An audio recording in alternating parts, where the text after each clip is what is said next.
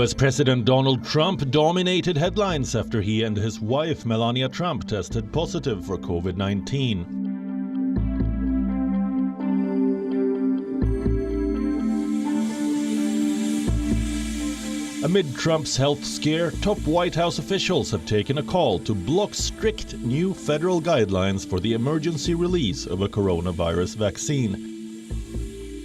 They are objecting to a provision that would almost certainly guarantee that no vaccine could be authorized before the US election, which is scheduled on November 3rd. It is obvious that the Trump administration continues to seek a political shot in the arm in vaccine push as elections near, hoping that one gets approved before Election Day, and not everyone is happy about how they are going about it. You know, people would love to have a cure in a week or a vaccine in a week. I mean, that's not feasible, but the speed with which I think sort of good therapeutics and vaccines will be developed for SARS-CoV-2 to prevent COVID-19 is going to be spectacular. Meanwhile, the United States Food and Drug Administration is seeking other avenues to ensure that vaccines meet the guidelines. You know, what the FDA is proposing is really a pretty minimum standard. It's basically saying everybody who's been in the clinical trial, who's gotten a vaccine, should be followed for at least 2 months before we decide that the vaccine is safe. But how close are we to getting a vaccine? US-based pharmaceutical company Moderna stated that they have elicited a strong immune response in older men and women with no serious adverse effects. They are seeking an emergency FDA approval for its COVID-19 vaccine, mRNA-1273, after November 25th. And they are not the only ones racing against time to develop a vaccine that can end the international health emergency. Governments have been claiming that a vaccine is around the corner for months now. We will deliver a safe and effective vaccine before the end of the year, and it could be very, very soon. It's going to continue to be bumpy through to Christmas. It may even be bumpy beyond. Насколько мне известно, сегодня утром впервые в мире зарегистрирована вакцина против новой коронавирусной инфекции. Bharat की vaccine production और vaccine delivery क्षमता पूरी मानवता को इस संकट से बाहर निकालने के लिए काम आएगी।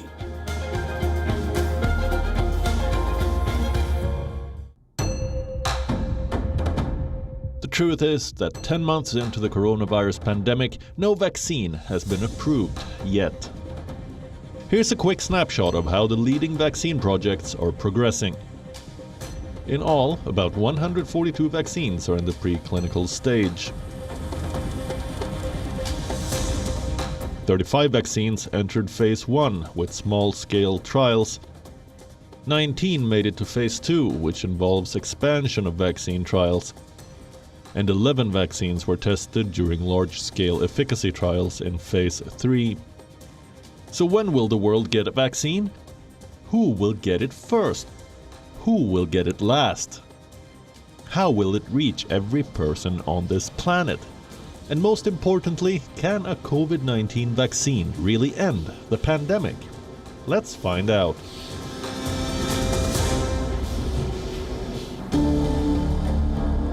Let's begin with understanding the nitty-gritty of vaccine testing. What does the journey of a vaccine from a lab to a clinic look like? Whenever we talk about a new vaccine, this is the initial step that researchers and scientists take before clinical trials begin. Feasibility, testing, and drug safety data are collected in this stage, typically in laboratory animals. Scientists test the new vaccine on cells and then give it to animals, such as mice or monkeys, to see if it produces an immune response. The main goal of preclinical studies is to determine a starting, safe dose for the first in-human study. Once the preclinical testing happens successfully, scientists move to step 2 of the vaccine journey. Phase 1 safety trials. In this stage, scientists give the vaccine to a small number of people to test the safety and dosage. Researchers also try to confirm if the vaccine stimulates the immune system or not. Usually 20 to 80 participants take part in this phase of trials. A number of different drug companies have developed vaccines. Some are made more traditional ways, others are using new innovative technology, and each of these vaccines is going through the testing process to make sure that they are safe to give to humans and to make sure that they actually work to produce an immune response that protects people from COVID. Coming to phase 2 of the trials, usually known as the expanded trial phase, the number of participants increases in this phase. The vaccine is given to hundreds of people who are split into groups. The division of groups is based on age: children, middle-aged people, and the elderly. All take part in this phase of trial. Phase 2 trials are usually done to see how the vaccine acts in different age groups. These trials further test the vaccine's safety and ability to stimulate the immune system. Around 100 to 300 people are roped in for phase 2 trials. Most phase 3 clinical trials include a large number of patients. Scientists give the vaccine to thousands of people and wait to see how many become infected. This is done in comparison to the people who have received a placebo. These trials determine if the vaccine will protect humans against the virus, in this case COVID-19, and if the results are positive, the vaccine is sent for approval.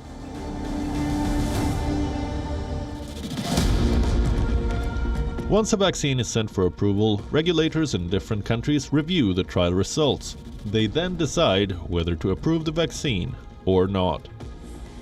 In situations like a pandemic, a vaccine may receive emergency use authorization before getting formal approval. Once a vaccine is licensed, scientists continue to monitor people who receive it to make sure it's safe and effective. In the case of the vaccines for COVID, because this is a very urgent situation, there are some corners being cut. But they're not corners related to safety, or they're not supposed to be corners related to safety. In fact, all they've done is try and cut down the bureaucracy and red tape as much as possible to move things through the process as swiftly as possible with as few delays. And they've allowed the manufacturing process to happen concurrent with the phase 3 clinical trial. What that means is if the drug or vaccine doesn't turn out to be effective, then they expect that all of that manufactured doses will have to be thrown out. Talking about the COVID-19 vaccine, China and Russia have approved vaccines without waiting for the results of phase 3 trials. Experts say the rushed process may have serious risks. Really don't want to cut corners in terms of safety or efficacy when it comes to a vaccine. Another thing we need to understand about vaccines is that oftentimes they're not quite as effective as the ones we think of as our flagship vaccines. You know, measles vaccine works with just one shot and maybe 2 shots in some people, and is then able to create durable immunity that lasts the whole lifetime. Unfortunately, we're not going to see the same thing, especially with these first draft COVID vaccines. First draft doesn't necessarily mean that they are going to be unsafe, but it certainly means that they're probably not going to be as good as COVID vaccines that might come out in a few years. We will need vaccines, and there is hope that by the end of this year we may have a vaccine. There is hope. The World Health Organization Director Tedros Adhanom Ghebreyesus believes that a possible vaccine might be a reality by the end of 2020.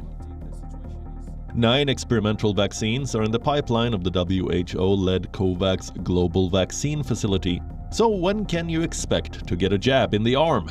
Experts are divided over the issue. I think this is Britain's Vaccine Task Force Chair, Kate Brigham, has said on record that those who believe that everyone in the population will be vaccinated are nurturing a misguided perception. According to her, the government is aiming to vaccinate about 30 million people out of a population of about 67 million. She said, and I quote, "There is going to be no vaccination of people under 18. It's an adult-only vaccine for people over 50, focusing on health workers and care home workers and the vulnerable." Bingham also said that vaccinating a wider section of the population may make sense only when a vaccine proves to be 95% effective, which is believed to be quite unlikely, while British Prime Minister Boris Johnson warned that it may be, in his words, bumpy through to Christmas and beyond. I don't want to get people's hopes up on the vaccine unnecessarily, because I think there's a good chance, but it is not certain. Britain suffered Europe's worst death toll from the virus, with the current total standing at over 42,300.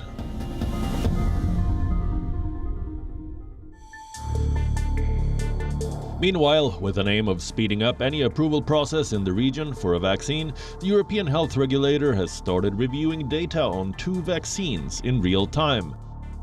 The vaccine developed by American pharmaceutical company Pfizer with the help of German biotechnology company BioNTech called BNT162b2, and AstraZeneca and Oxford University's vaccine AZD1222, or Shadow X1 nCoV-19. While AZD1222 uses a weakened version of a chimpanzee common cold virus to build immunity against COVID-19, Pfizer and BioNTech's vaccine uses ribonucleic acid, a chemical messenger that contains instructions for making proteins. But as these vaccines are getting reviewed, 3 companies involved in producing them have been sued for patent infringement, and that includes Pfizer and BioNTech. Apart from these 2, another American biotechnology company, Regeneron Pharmaceuticals, is also facing the heat.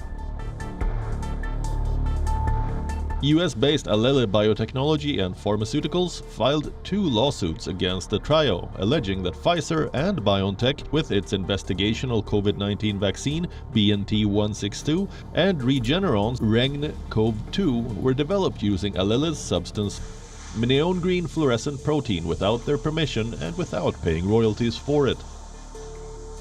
Interestingly, Regeneron REGN-COV2 is the same drug that was given to the US President Donald Trump as part of his treatment, an experimental cocktail of 2 antibodies.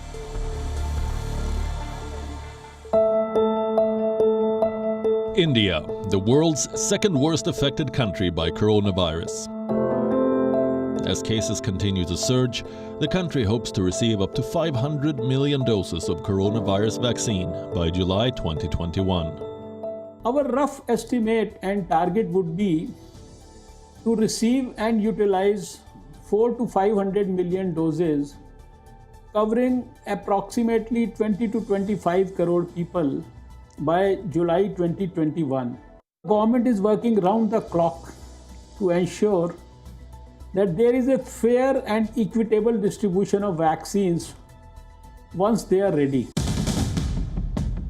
India is testing 3 potential vaccines, including one being developed jointly by the University of Oxford and pharmaceutical giant AstraZeneca. The vaccines will be mass-produced by India's Serum Institute, the world's biggest vaccine producer. In a scramble to secure vaccines for the country of 1.3 billion people, Serum Institute of India and other private companies have been teaming up with organizations like the Bill and Melinda Gates Foundation and the US drug developer Novavax Inc. सबसे बड़े vaccine उत्पादक देश के तौर पर आज मैं वैश्विक समुदाय को एक और आश्वासन देना चाहता हूं। भारत की वैक्सीन प्रोडक्शन और वैक्सीन डिलीवरी क्षमता पूरी मानवता को इस संकट से बाहर निकालने के लिए काम आएगी। हम भारत में और अपने पड़ोस में फेज 3 क्लिनिकल ट्रायल्स की तरफ बढ़ रहे हैं। वैक्सीन की डिलीवरी के लिए कोल्ड चेन और स्टोरेज जैसी क्षमता बढ़ाने में भी भारत सभी की मदद करेगा। Even when a vaccine is declared safe and effective, huge challenges will remain. All the countries will want it right away, but the hard truth is that there won't be enough doses for everyone. especially as some scientists suggest that most potential vaccines require 2 doses. Ideally, the first in line should be health workers and the people most vulnerable to the targeted infection, like the elderly. But historically, wealthy nations have cornered the market for the first doses. So how will the vaccines be fairly distributed to all? It is a global dilemma. And then there are the logistics. So if you're in the business of shipping dangerous goods, handling dangerous goods, carrying dangerous goods, it's important that you have the most up-to-date information. It will be a mammoth undertaking. It is estimated that the distribution will require a global airlift of at least 8,000 jumbo jets to reach a target of 7.8 billion people on the planet.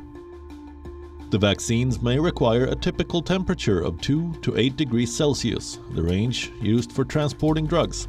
Some planes may not be suitable for it.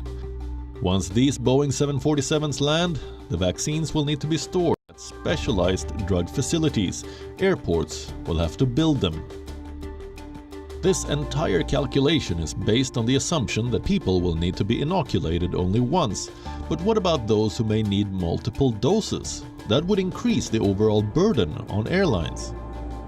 Various airline companies are working on their route map for expanding their network to those countries that lack vaccine production capabilities.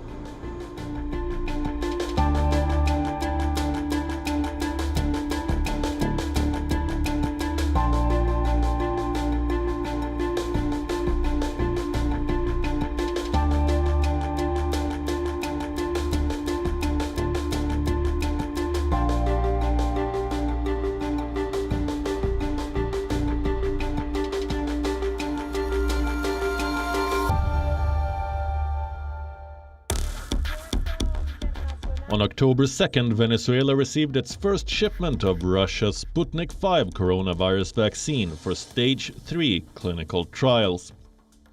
Venezuelan Vice President Delcy Rodriguez said it was a historic moment for her country.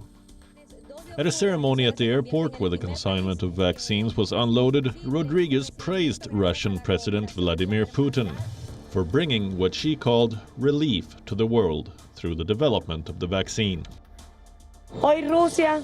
Today, Russia under the leadership of President Vladimir Putin brings relief again to the world, to humanity, with the first registered vaccine, and Venezuela as the first country in the Western Hemisphere to initiate these trials in stage 3.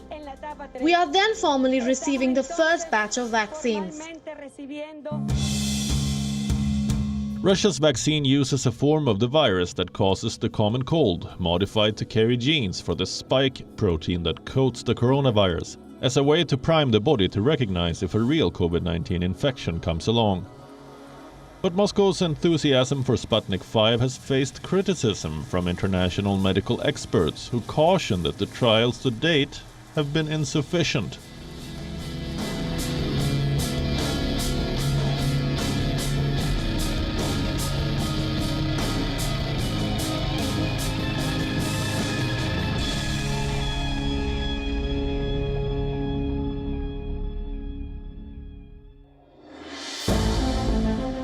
The truth is that the world's hopes of getting life back to normal are pinned on a vaccine, and governments will need to work with each other to immunize people and break the virus's ability to spread.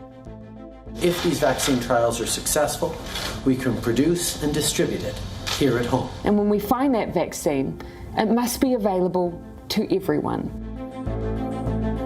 But there is one country that is certainly not standing up with the world on this issue. China had promised to carry out its vaccine trials in Bangladesh, but Beijing has gone back on the promise. Chinese drug maker Sinovac Biotech has written a letter to Bangladesh. It is demanding that the government of Sheikh Hasina fund the trial of the vaccine in Bangladesh. Bangladesh had approved human trials of China's COVID-19 vaccine on the 27th of August. The trial was supposed to begin by September end, and Sinovac was supposed to bear the cost of the trial. This agreement was part of China's vaccine diplomacy. It promised Bangladesh 100,000 doses of vaccine. It promised the Philippines quick access to the drug. Latin America and Caribbean nations were promised $1 billion in loans to buy the medicine. China was preying on lower and middle-income nations. Apart from these three countries, Sinovac is carrying out its trials in Indonesia, Turkey and Brazil. They are now placing the financial burden on Bangladesh.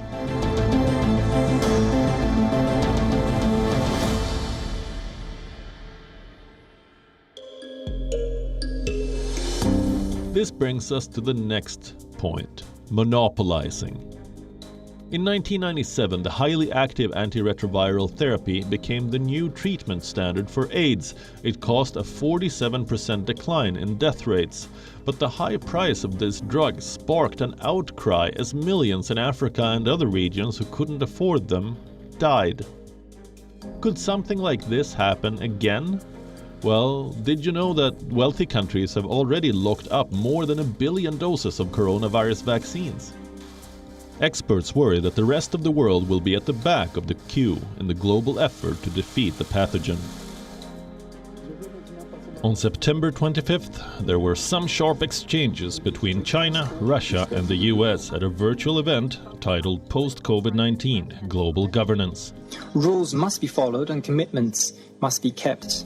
Обнажились те самые кризисные моменты. Moreover, I'm disappointed on behalf of the people you The are heated trying to exchange reach. happened after UN Secretary General Antonio Guterres decried the lack of international cooperation in tackling the still out-of-control coronavirus. The pandemic is a clear test of international cooperation, a test we have essentially failed. International cooperation is certainly needed to not only accelerate the development and production of new vaccines, but to also assure equitable access worldwide. And even if the race for a COVID-19 vaccine has a winner soon, don't expect the pandemic to end before 2022. Until then, wear your mask, wash your hands, practice social distancing, and stay as safe as you can.